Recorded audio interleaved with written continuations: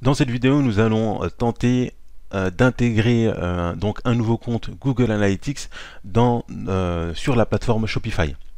Alors, donc, si vous n'avez pas de compte Google Analytics, donc bien entendu, il faudra vous diriger dans Google. Vous pouvez taper en recherche Google Analytics, créer un compte, rentrer toutes les informations donc à l'intérieur, et ensuite, lorsque vous êtes sur Google Analytics, vous avez tout en bas la partie sur la roue dentée. Donc ça c'est la partie administration. Et quand vous cliquez sur administration, vous arrivez donc sur cette page là. Donc là, qu'est-ce qu'on va devoir faire? Soit normalement vous avez déjà un compte ici, donc vous faites créer un compte si vous n'en avez pas, mais normalement vous devez en avoir un.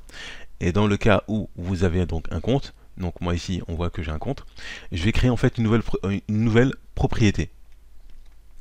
Donc là je fais donc créer une nouvelle propriété.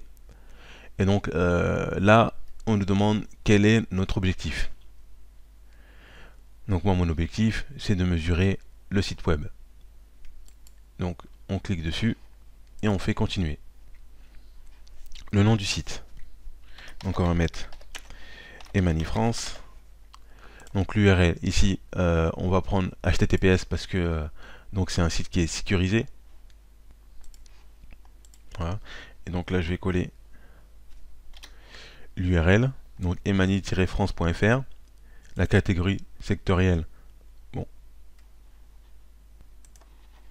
on va mettre soins du corps et remise en forme.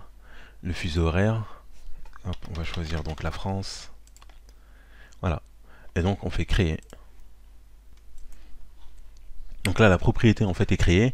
Et donc maintenant on vous donne et un ID de suivi. Donc ça c'est-à-dire en fait est très important.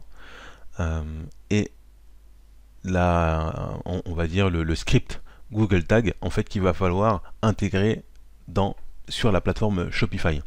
Donc là la propriété, donc elle a reçu aucune donnée, donc c'est normal parce qu'on n'a pas intégré ce script là. Donc là ce qu'il faut faire, hop, donc balise connectée, je vais revenir, je vais faire copier-coller, donc je prends ce script là et je vais l'ajouter sur notre site. Et maintenant on va aller copier donc le script, on va aller dans boutique en ligne, préférences, et vous vous rappelez ici on avait Google Analytics. Donc là on colle le code et on enregistre. Donc en haut à droite, on enregistre. Donc maintenant on voit bien qu'on a le code Analytics donc, qui a été associé. Donc l'ID, le code a bien été associé et on va essayer de faire un test. Ah, envoyer le traffic test ici. Hop.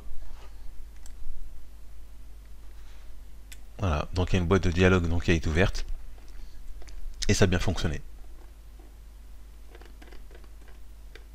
Donc c'est tout pour cette vidéo.